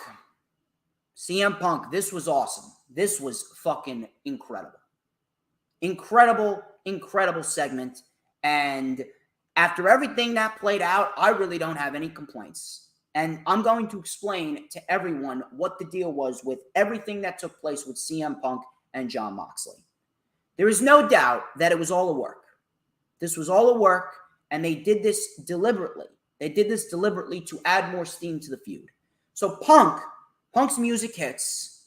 He comes out. He's walking very somber, very disappointed. The crowd then was chanting for CM Punk. He looked like he hasn't slept in a week. He talked about when he broke his foot, and he talked about the surgery, how he got 16 screws, which is 16 more times than that fat guy in the crowd has ever gotten screwed in his entire life. He pointed out some fat bastard in the crowd that was chanting Colt Cabana. That was awesome. He talked about coming back too early, and sometimes something doesn't sit well. My foot is 100%, but it's a new 100%. Is that 100% good enough? I love this business, and I came back because I love you. I love you fans, and I know you love me back, but I feel like I let you down. I rushed back. He almost seemed like he wanted to cry. All of a sudden, Ace Steel comes out, and he was trying to talk some sense into Punk. He talked about training Punk from day one. We're not just friends, we're family. You filled an arena on a rumor that you would come back to wrestling after 7 years. Life isn't about how many times you get knocked down. It's about how many times you get back up. He slapped the shit out of Punk, and he said, and you fucking get up. You're going to fight. You're going to sign this contract, and you're going to fight Jon Moxley. The crowd was fucking on fire, chanting CM Punk, and you could visibly see Punk's expression go from somber to pure stone face, pure focus. So Punk took the mic and he said, from day one, I was born with a cord around my neck because they wanted to kill me. They haven't found the man to do it, and Mox, you ain't the man. This is Chicago. So he started walking to the crowd. This is Chicago, where the weak are killed and eaten. So then he stood on the stands and he goes, Moxley, you can't drink my blood because we are Chicago. Punk signed the contract, and that was it. This was fucking awesome. Now, to answer everyone's question, why? Why did the squash match take place? It's quite simple. After everything that lined up with that promo, it is clear as day that Tony Khan knew what not many people were thinking. Punk's babyface run was getting stale, and that's not his fault. That's because he broke his foot, and that was because Jon Moxley was outshining CM Punk in every way, shape, and form. Jon Moxley came out, he beat Tanahashi in what was a great main event at Forbidden Door, and he put on classics with Brody Lee, with Roosh, with fucking Jericho. He was pretty much running the company. Jon Moxley is the wrestler of the year. No way that anyone can debate that. If you debate that, you are clearly mentally retarded. Jon Moxley has been running the sport this year. 2022 is the year of Jon Moxley and the Blackpool Combat Club. Moxley has been the best wrestler all year. So in the end, you couldn't really do too much about it. You can't expect Jon Moxley to just go into Chicago after everything and after he wasn't really a champion to begin with. He was an interim champion and then lose to CM Punk. People that are going to try and make this out to be, oh, they should have just done the unification match in Chicago because it meant it was a bigger deal. No, it wasn't that big of a deal because at the end of the day, no matter if it was world champion versus world champion, it was predictable. There is absolutely no man whatsoever that is going to beat CM Punk in Chicago outside of MJF. Outside of MJF, there is absolutely no man that's going to beat CM Punk in Chicago.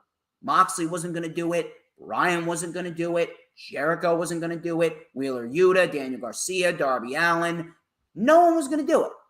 No one was going to do it outside of MJF. And he has done it. Now, as far as the squash match goes, what was done, they did this squash match with all the news and all the bullshit rumors about CM Punk being unhappy and a prima donna. They did this. These rumors came out. They knew they were bullshit. It was done deliberately by design to add more steam to the feud. Specifically because of the fact that, listen, I understand it's Punk, I understand it's Moxley, but there was no way you would have been able to hype up this feud as good as you did in 3 weeks if you went the typical stereotypical route and you gave us the title unification match in Chicago rather than on Dynamite. This was done deliberately for a reason because of A, Jon Moxley, he needed to be rewarded. Jon Moxley was rewarded and given the championship, so that way he has that victory. It was a reward for his hard work and all these weeks that he's been busting his ass to show everyone that he fucking deserves to be the world champion. And then you got the fact that CM Punk and his babyface run was getting stale. They took the title off of Punk in the manner that they did for the shock and awe value to give Moxley that moment and to give Punk this moment with this promo to rejuvenate him as a babyface. He's not turning heel yet. This is a reset. This was done deliberately as a reset for CM Punk. It was done as a reset for CM Punk because in the end, Punk, there was no way that Punk was going to go in to that match with Jon Moxley as hot as he was before Jon Moxley took over and became legitimately the MVP of 2022. There was no way, no chance in hell that CM Punk was going to go in as hot as he was. This was done by design as a reset for Punk. And it's fine because they're both bulletproof. Did you hear the reaction that Moxley and Punk got in Chicago? There is no way. Let me tell you something. I know them. I know Chicago's a hot crowd. I love Jon Moxley. I love Punk.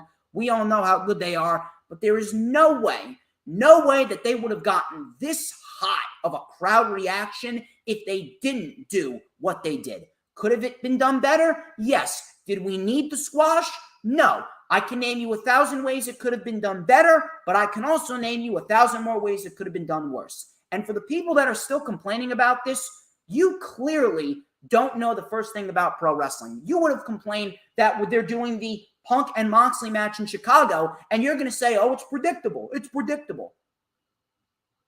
Tony Khan has done a lot of predictable things. Tony Khan has done a lot of predictable things over the course of his run as CEO of AEW. And now the one time where he does something out of the box, the one time where he does something unpredictable that actually has a story behind it to give Moxley that win, have Punk have some self-doubt, and then he's ultimately going to get some sense slapped into him literally by his friend Ace Steel, and then fight Jon Moxley, cut that promo that he cut, and the entire fucking crowd was as hot as they've ever fucking been.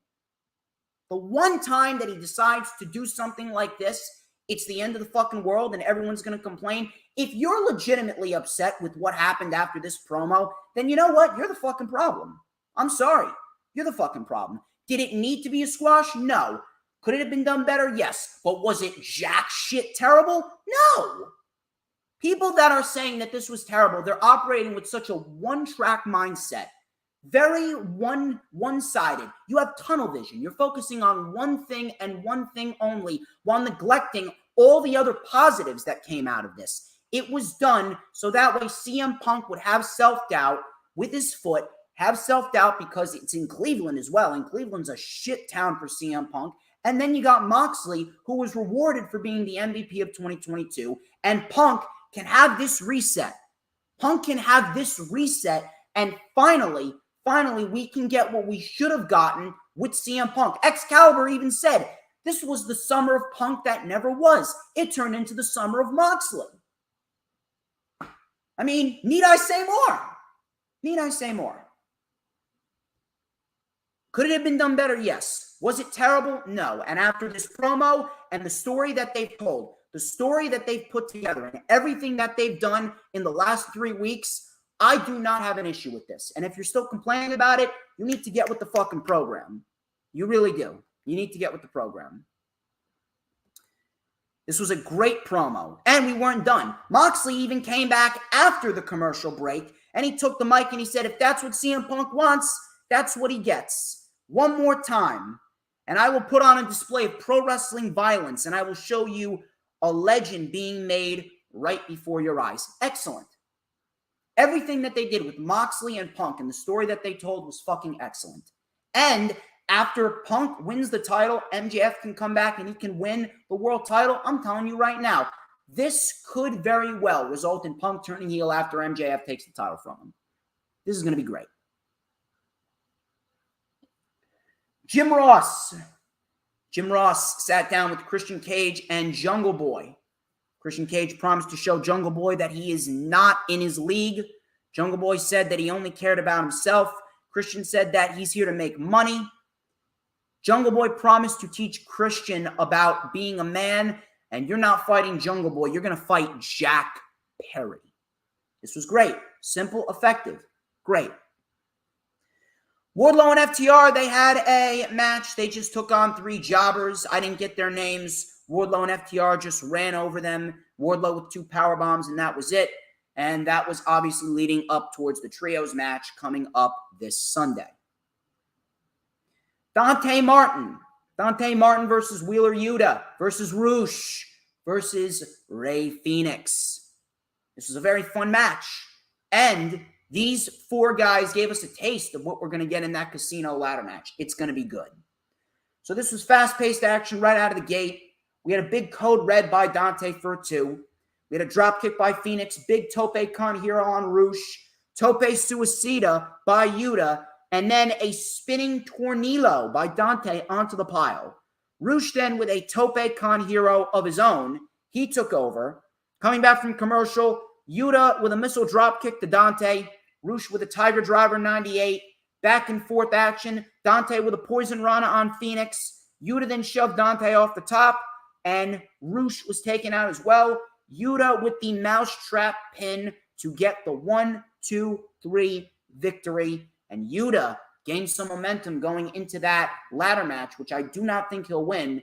And I do think he's going to drop that Ring of Honor Pure Championship to Daniel Garcia. But should be a great fucking match. That's how much I will say. Will Ospreay and Aussie Open versus Kenny Omega and the Young Bucks. I'm actually going to tell you guys something. My dad was watching Dynamite with me. This was the first Will Ospreay match he ever saw, and immediately, within 5 minutes, he was hooked on him. That's how good Will Ospreay is. Guy is a fucking beast. So, Aussie Open, they took over on the Bucks. This was fucking crazy. I was trying my best to keep up to date. These notes are so fucking sloppy, but I was legitimately trying to take down all these fucking big spots. Aussie Open took over. Ospreay with a corkscrew moonsault onto Omega. The Bucks then were taken out as well. Will then got dropped on the ramp. Coming back from commercial, Mark Davis, he body slammed both of the Young Bucks. Matt Jackson was then isolated before he made the tag to Omega. Omega and Ospreay, they traded strikes and counters back and forth. We had a snap German suplex on the floor. Aussie Open with a double superplex on Omega for a 2. Ospreay exposed the bandages of Kenny Omega. All of a sudden, coming back from another commercial, Nick tagged in. He had a Canadian Destroyer on Ospreay. Nick with double face busters on Aussie Open. Moonsault to Ospreay. Ospreay came in with a Snapdragon suplex and a big Liger Bomb on Omega by Ospreay. The Bucks with super kicks to Kyle Fletcher. Big V trigger. Ospreay saved the match. We had the Oz Cutter on Matt. Shooting Star Meltzer driver by Kyle Fletcher and Will Ospreay. He kicked out. Awesome near fall by Nick Jackson. We had triple super kicks to Kyle Fletcher. V trigger by Ospreay to Kenny. Ospreay then got caught with the Indie Taker. And then a V trigger to Fletcher. One winged angel to Fletcher by Kenny Omega, and they win what was a fantastic match. Do I think it was better than last week's match with Death Triangle and Will Ospreay Aussie Open? No, but it was still a fantastic match. And that capped off Dynamite. We got the Elite is in the finals, of course, with the Dark Order and Adam Hangman Page. Should be a great finals to the tournament. That's AEW Dynamite for you. So, I hope you guys are having a good time. Hope you guys have had a very fun time. We are a little bit over an hour and a half into the stream. And we have 3 more shows to go over. So, I really wasn't going to cover this. I really wasn't expecting this. But they did post the final episode of NXT UK. And I figured that I'd cover this specifically because we got some damn good wrestling on NXT UK. That much I will say. We got some damn good fucking wrestling on NXT UK. So, the final episode of NXT UK, it was a very good show. Very solid wrestling show. We had Blair Davenport. Blair Davenport versus Amel versus Isla Dawn versus Eliza Alexander. This was actually a very good match. It's actually a very good match right here. And I'm actually going to go so far as to say that this was probably Eliza Alexander's coming out party. And it sucks that she got released. Because Eliza Alexander, she ain't bad at all. She actually stood toe-to-toe with Blair Davenport, and she held her own. So I will give her credit there. This was also an elimination match. This was to decide the number 1 contender for the NXT UK Championship. So the fight spilled to the outside early. And we had Amel coming in with an STO and a punt kick. We had a diving Meteora by Isla Dawn on Eliza Alexander for a 2. We had a big Tower of Doom superplex spot like they usually do in these Fatal 4-Ways. We had 2 face washes by Amel, back and forth, back and forth.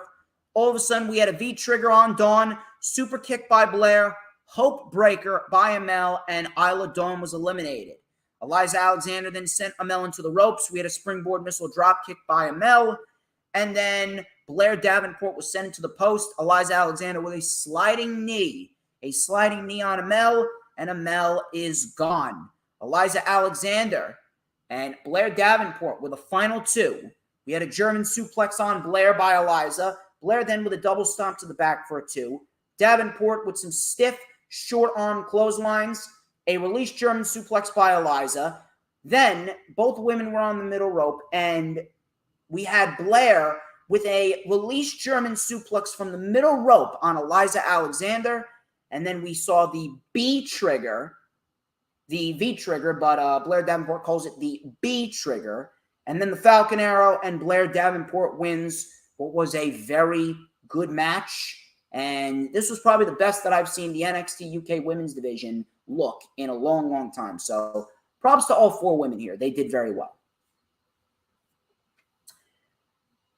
We had a decent little sprint of a match between Saxon Huxley and Kenny Williams. Saxon Huxley was in early control. He was just tossing around Kenny Williams. We had a backbreaker. Williams then tried to take over with a chop block. All of a sudden, Chase U, they interjected themselves into the mix. Huxley then mounted a comeback.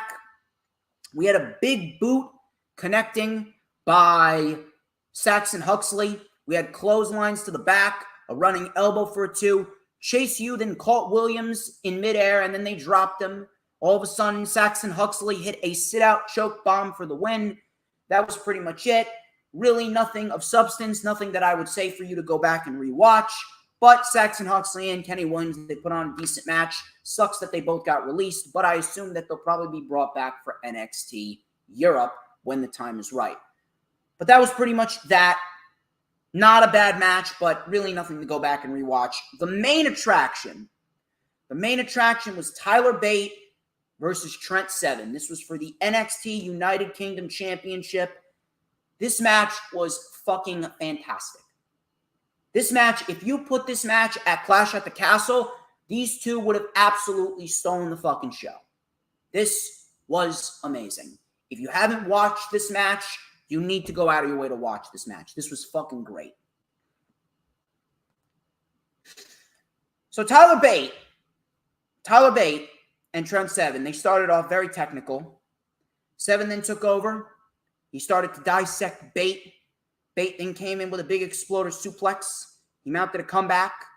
Nice snap dragon suplex by Seven. Bate with a deadlift brainbuster 4-2. Seven then with a 7 stars lariat. Bate kicked out. Seven then with a figure 7. It's his version of the figure 4. Bate got to the ropes. Both men traded strikes. We had a bop and bang by Bate. Backhand shot by Seven. We had a backhand shot by Bate. Capo kick. Big boot. Rebound lariat. Tyler Bate then with the Tyler Driver 97. Trent Seven kicked out. Both men were then on the top rope. Bate was pushed off, and then he struck Trent Seven with an uppercut. Trent Seven up on the top. Avalanche Emerald Frozen by Seven. Bate kicked out. Trent then hit a Tyler Driver on Tyler Bate. Bate kicked out. Seven, he then went for the bitter end in tribute to Pete Dunne. Bate with a DDT. Bate hit a 7 stars lariat. Seven kicked out. A spiral tap. Seven kicked out again. So these near falls, I don't know what the fuck to think at this rate. This was fucking nuts. Seven went for another 7 stars lariat. Bate with the bop and bang. And then he hit the Tyler Driver 97 once again. Tyler Bate wins the United Kingdom Championship for the second time. And Tyler Bate is taking that title into Worlds Collide tomorrow to unify it against Braun Breaker. This was awesome. Fantastic match. pay-per-view WrestleMania-worthy match. And if you haven't watched it, go out of your way to watch it right now. You will not be disappointed. That was the final episode of NXT UK. A very good show. A very good wrestling show. And if you want to go back and rewatch it, I would highly recommend it. SmackDown. SmackDown is actually a very good show. They did a lot of good material on the show tonight. We had Karrion Kross's in-ring debut. Ronda Rousey and Adam Pearce had a great segment. We had Butch and Ludwig Kaiser. They put on a damn good match themselves. And Butch is starting to look like Pete Dunne again, which is great. But the show started off with the New Day versus the Viking Raiders in a Viking rules match. Now, I didn't know what to expect from this. I thought it was just going to be a normal Falls Count Anywhere, no DQ match. But we go into SmackDown, and the first thing that we see, they built a Viking ship. They built a Viking ship on the side of the ring, and they put Viking shields around the ring and Viking flags on the post. I don't know what it was doing there at first, but I'm like, wow, this is actually a great fucking visual. They did this for a feud with the New Day and the Viking Raiders, a feud that not many people cared for, a feud that didn't have anything going for it, that nothing was on the line here. It was just two teams that had been feuding for weeks. Nothing was on the line, and they made this match and this feud feel important. That just goes to show you the level of care that they have. That is something I can respect. That is really something I can respect. So Kofi and Woods took it to the Raiders early on with some double tope con heroes. Ivar was then sent into the Viking Shield. We had a drop kick into the Shield. Kofi with a frog splash off the barricade to Ivar. That got a 2. Coming back from commercial, the fight spilled into the crowd. We had a crossbody off the railing by Woods onto the Viking Raiders. Against the barricade, Woods was placed, and Ivar with a nasty fucking crossbody against the barricade. Kingston then whipped Eric into with a kendo stick. Eric came back with a Uranagi. Kingston kicked out. Kingston pulled out Thor's hammer. I'm guessing he's channeling his inner Thor love and thunder. And he delivered a Thor's hammer shot right to the head of Eric. Woods then pulled out a table. Kofi then pulled out another one. Kofi was placed onto the Viking ship, and Ivar was slammed onto Kofi. Woods then DDT'd Eric onto the Viking ship for a 2. Eric and Ivar with some double team action. Big slam from the middle rope on Xavier Woods. Kofi with a double stomp to break it up. And then we go into a second commercial. Woods with a wrecking ball drop kick to Ivar. He took it to Eric. New Day then sent Eric face first into a chair. Ivar saved it. Ivar then missed the moonsault. Kofi with a splash to the back. Woods with a diving elbow drop, but Eric saved it. New Day then jumped off the ship onto the Raiders. Cover on the ramp. Both Raiders kicked out. Kofi was then sent onto the ship. Woods and Kofi were neutralized by shields. Woods was then, this was a great spot. Woods was double powerbombed off of the Viking ship through 2 tables. He just completely splattered. The tables were destroyed. It looked great. And in the end, the Viking Raiders pin Xavier Woods, and they get the win. This was an excellent match. If you wanted to put this on Clash at the Castle, I wouldn't have looked at you weird. This was awesome. And the Viking Raiders get the win. They continue to be built up like dominant individuals. I think the Viking Raiders could very well be right there when Sami Zayn and Kevin Owens win the tag team titles. That's going to be a great fucking feud. Really is. Karrion Kross versus Drew Gulak. This was a squash. Complete squash. No one cared. But the 2 things that I loved about this match, aside from the fact that it's good to see Kross back, the presentation with Kross and everything, the whole dance, great. Awesome presentation. The second thing I loved about this match was the fact that Karrion Kross was sitting in the corner. He was like, here, come on, give me your chops. He wanted Gulak to chop him. And what did Gulak do? He did it. He was legitimately asking Gulak to fucking chop him.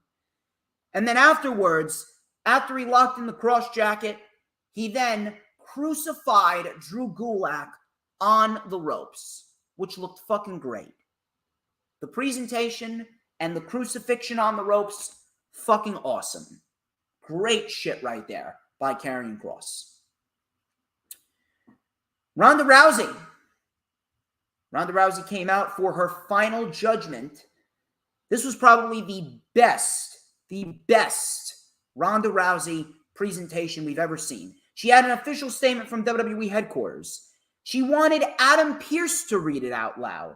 So Adam Pearce came out and he talked about hard choices and how he was just doing his job. Ronda told him to cut the shit, and she gave him the statement. Ronda told him to read it out loud, and the statement read that the arrest of Ronda Rousey was unwarranted and the suspension has been lifted. She will resume in-ring competition effective immediately. So Ronda, throughout this entire time that Pearce is reading the statement, she kept laughing and smiling. Pearce then said he would have fired her if it was up to him. Ronda told Pearce to kiss her ass, and then all of a sudden, Pearce, I don't know where the fuck this came from, but Pearce absolutely lit up Ronda Rousey. He goes, I have to babysit people like you. I have to babysit people like you. He told the crowd to shut up. He said no one told him a thank you, but I'm the one that organizes everything. I got no problem with the board, but I do got a problem with you. They call you the baddest woman on the planet. I call you the biggest bitch I've ever met. That was great. Adam Pearce came out with some hot fire. And obviously, Ronda got pissed. And Pearce was like, no, listen, that was unprofessional. I apologize. Ronda then put Pearce in the armbar. And his arm was broken. That was awesome. This was awesome. Pearce reading the statement, Ronda acting like a bitch, and then Pearce unloading on Ronda Rousey only to get put in an armbar. It's great. It's great. This was awesome. It's exactly what I want to see out of Ronda Rousey. This presentation of Ronda Rousey has been perfect. Ronda's actually becoming a bearable act. Who would have thunk? So, after this, we go into Hit Row versus the Maximum Male Models. This was very, very quick. Los Lotharios came out to watch the match, and Maximum Male Models got squashed within 3 minutes. Pretty much a showcase for Hit Row. Hit Row won, and Hit Row won with the drop kick, back suplex combo. Los Lotharios then attacked Hit Row, and then afterwards, the Street Profits came out to help, and the baby faces stood tall in the end. So I'm assuming we'll probably get something like an 8-man tag, I'm assuming. See what happens. Should be fun. Happy Corbin went to the ring. He wanted to issue an open challenge. It was accepted by Nakamura. This match went 3 minutes. Corbin tried to take advantage with a deep six, but to no avail. When Corbin went for his sliding lariat, Nakamura with a Kinshasa, and Nakamura completely squashed Baron Corbin within 3 minutes. So, number one, this was pretty much a waste of time. But what I am happy about is this. Number one, I'm happy that Nakamura is on TV winning matches. I'm very happy that Nakamura got a convincing win. Number two, if you want to build up Nakamura to be one of Drew McIntyre's challengers, I would love to see that. I would love to see that, absolutely. Number three, if Baron Corbin is going to continue to lose, I hope that the storyline, if I was Triple H, I would have Baron Corbin snap. I would have Baron Corbin snap and get back to being the lone wolf. Just be that stone cold biker lone wolf killer. That's what I'm looking forward to. And I hope that they do that. Butch versus Ludwig Kaiser. Pete Dunne is back, wrestling and looking like Pete Dunne. He was wearing his Pete Dunne gear. He wrestled like Pete Dunne. And this was a damn good match. This was a damn good match. And you know what I loved about it? No interference. No interference. And Butch won clean. If that is not a statement to you, I don't know what is. Everything about Pete Dunne is Pete Dunne again. The only thing that's not Pete Dunne is his name. So here's the thing. If we have to deal with the name just for the time being until Triple H changes his name back to Pete Dunne, I got no issue with that at all. This was a damn good match right here. Ludwig Kaiser, Marcel Bartel, very underrated. So Butch came in with his Pete Dunne gear. He went right on the attack with some nice joint manipulation. You couldn't pay me all the money in the world to take that joint manipulation from Pete Dunne. Coming back from commercial after Butch got caught with a stiff uppercut, Butch with an enziguri and a knee drop to the arm. Nice roundhouse kick for a 2. Kaiser with an enziguri and a hesitation drop kick, and then a nice face buster for a 2. All of a sudden, Kaiser got caught with an enziguri and a roundhouse kick. Kaiser then delivered a reverse slam for a 2. Butch then snapped his fingers, and then we got the bitter end, and Kaiser loses as Butch, Pete Dunne, gets a win, and he starts looking and wrestling like Pete Dunne again. Afterwards, Sheamus and Gunther stared face to face. It's going to be a fucking barn burner. I cannot wait for it. The main segment was the Bloodline. The Bloodline and the celebratory feast, the celebratory ceremony, commencement for Roman Reigns. So, Sami Zayn, obviously being all happy dandy and shit. The Bloodline came out. Sami Zayn was wearing tribal print on his blazer. So Sami and Jay were getting into it. Jay was hyping up Roman. Zayn was getting into it a little as well. So they were hyping up Roman, and he came in a limo. Roman Reigns came in a limo. All of a sudden, you just see a boot come out of nowhere, and Claymore kicked the shit out of Roman, sending him into the car. It's Drew McIntyre. Drew McIntyre marched to the ring and just absolutely destroyed everyone. Tope con Hilo on the Bloodline, hitting him with chairs, Claymore to Sami Zayn with the chair, suplex to Jimmy through the table, and then a spear to Jay. He speared Jay through the barricade. He took the mic and he goes, "I will never stop, Roman. The Bloodline is torn apart. God mode deactivated. You will be staring at the new undisputed champion." Now, the match is very unpredictable, which I like. Should be a great showcase. Very much looking forward to it.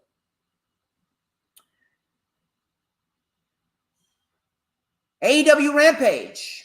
AEW Rampage was live. We got some decent material on Rampage as well. Much better than last week. That's what I will say. Rampage was much better than last week. So Orange Cassidy and the Best Friends, they took on Hangman, Adam Page, and the Dark Order. This was a great match. This went about 13 minutes. This was a great match. Predictable, but that's not a bad thing. We still got a great match at the end. Best Friends and the Dark Order got into it. Cassidy with some light shin kicks. Super kick by Cassidy. Reynolds then with a big boot to Chuck Taylor. Tornado DDT by Beretta. Coming back from commercial. Reynolds with a moonsault off of Adam Page onto the Best Friends. Best Friends then recovered with a double choke slam on Adam Page through a table. Dark Order then took over on Cassidy. Silver then with a cannonball on the apron to Chuck. Uppercut to Trent. Kicks to Cassidy. Standing moonsault. Stun Dog Millionaire and a beach break by Cassidy. This shit was all over the place. Stun Dog Millionaire, beach break by Orange Cassidy. Silver kicked out. They hit the elevated splash, but Page saved it. We had the Orihara moonsault on Chuck Taylor. Page then with a rolling elbow to Cassidy. Deadeye. Chuck then saved it. Dark Order then with some double team action on Cassidy. Attack to Chuck. We had a crunchy by Trent Beretta to Reynolds on the floor. The awful waffle by Chuck. Page saved it. Orange Cassidy with the orange punch on Adam Page. Silver then rolled up Chuck Taylor to get the win in what was a great match. And the Dark Order with Adam Page is going on to fight Omega and the Bucks in the Trios Championship Tournament Finals. It's going to be great. It's going to be awesome. That was easily the best match on Rampage. Easily the most memorable thing about the show. We go into Rey Fenix versus Blake Christian. I definitely want to see more of Blake Christian. This was a fun little sprint. We had some swift back and forth counters early on. Rey Fenix with a swift arm drag. Christian with a handspring kick and a Fosbury flop to the floor. We had a super kick by Fenix, some stiff chops, and then the Fire Thunder driver, and Fenix gets the win. Like I said, I want to see more of Blake Christian.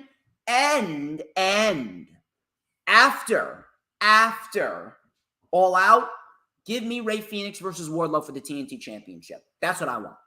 Rey Fenix, Wardlow for the TNT Championship. That's what I'm looking at. Sammy Guevara and Ty Mello versus Ruby Soho and Ortiz. Ruby Soho and Ortiz, they get the win here. Fun little matchup. Really nothing overly memorable, but it was a fun little matchup. And we are getting a rematch. Not really very AEW-esque, but we got a rematch on the 0 Hour pre-show in which we will indeed see the Triple A mixed tag team titles be defended. Should be good. So we had Ruby getting a nice kick in on Sammy as well as Ty. They were in control. Coming back from commercial, Soho tagged in. She lit up Ty Conti. Some headbutts to Conti. Stiff kick. Tag to Sammy. We had an assisted splash. Ruby took out Sammy. Splash by Ortiz for a 2. Ruby then headbutted Sammy. We had an assisted DDT by Tay and Sammy. The crowd then chanted, "You suck." Ortiz got hit with hit a German suplex on Sammy, did Ortiz. And then Ruby rolled up Ty Mello for the win. And that was pretty much that. Fun little sprint. We get a rematch. And hopefully after that, that should be the end of this. Athena and Jade Cargill. They had a very nice sit-down interview. Athena got heated.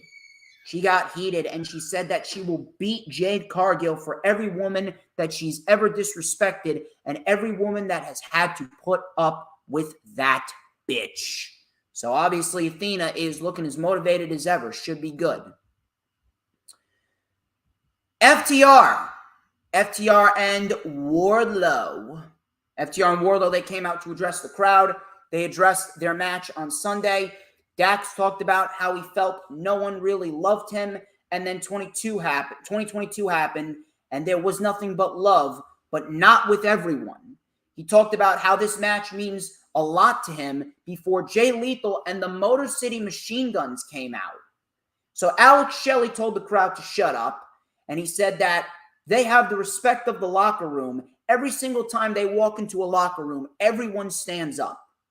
And then Sanjay Dutt, let me tell you something. Sanjay Dutt was treading a thin line right here. Sanjay Dutt said, "What are you going to do when we mess with your money and your livelihood? Are you going to fight like your 8-year-old brat?" Obviously, that did not sit well with Dax, and he had to be held back. Let me tell you something.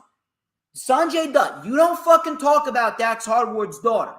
You don't fucking talk about his daughter, because if you do, you're going to get your fucking ass kicked.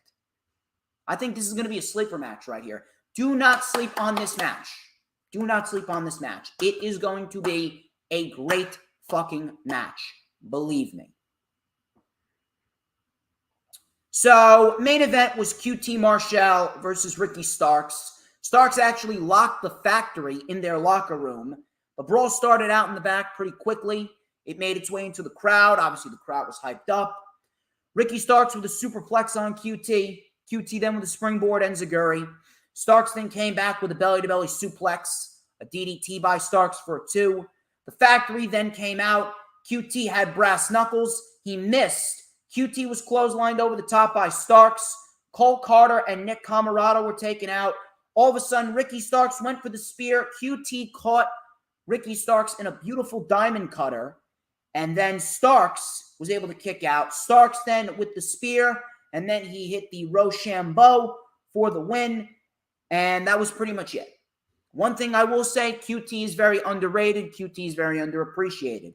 Afterwards, the refs came out because Hobbs charged the ring and Hobbs and Starks got into a big brawl. The refs came out to separate them, but to no avail. Bryan then came out and he stared down Chris Jericho at the commentary table, all leading up to the show. Not a bad episode of Rampage, nothing over the top, but it certainly was much better than last week, and I'd like to hope that Tony Khan is slowly but surely going to book Rampage as it should be booked, not overbearing everything, not overstaffing the show, and we get 3 quality matches with some segments in between. We also had a segment with Swerve in Our Glory and The Acclaimed as well, so that was a nice segment as well. Ladies and gentlemen, that is all that I got for you, people. That is all that I got for you. Chad Schrader, you're a little late because I'm actually just wrapping up. I'm just wrapping up because we got Clash at the Castle in about 30 minutes. We are clocking in at just over 2 hours. That's all I got for you here on the LFU. I'd like to thank each and every single one of you who tuned into this video, this stream, across 4 different platforms, 6 different accounts. You guys are great. Do not forget to like, to comment, to subscribe, no matter what platform that you're watching from. Do not forget to share it out on social media. Check out the rundown for AEW All Out with Top Rope Squishy. Check out the rundown for Clash at the Castle and Worlds Collide. I had Jeffrey Turner on the show as well. He's a very good guy. We had a great stream, people, and thank you all for joining me here on this early morning. Tomorrow at 1 p.m. Eastern Time, Nick Fury will join me for the Clash at the Castle Rewind tomorrow at 1 p.m. And then Monday at 2 p.m., Jeffrey Turner's joining me for the Rewind for Worlds Collide and All Out. It is going to be a stacked fucking weekend. We're going to have a great fucking time. Do not sleep on anything that we're doing. It's going to be awesome. Until then, thank you guys so much. Do not forget, I will be live in Arthur Ashe Stadium for Grand Slam on September 21st. And one last time, as far as ISPW goes, ISPW, September 23rd, Friday, 7:30 p.m. Eastern Time. The King of ISPW tournament takes place in the Totowa PAL in Totowa, New Jersey. I'm going to be there, and I'm going to see the crowning of the King of ISPW. It's going to be a great fucking show. Do not miss it, people. Do not miss it. Finally, to cap it all off, people, the last question before we sign off. Who runs the IWC? Who? The question is who? You're right. Who, Final Hoss? I'll tell you who. I will tell you who. Who but DJ motherfucking Storms. Hope you guys enjoyed Clash at the Castle, and I will see you guys tomorrow with Nick Fury for the Rewind.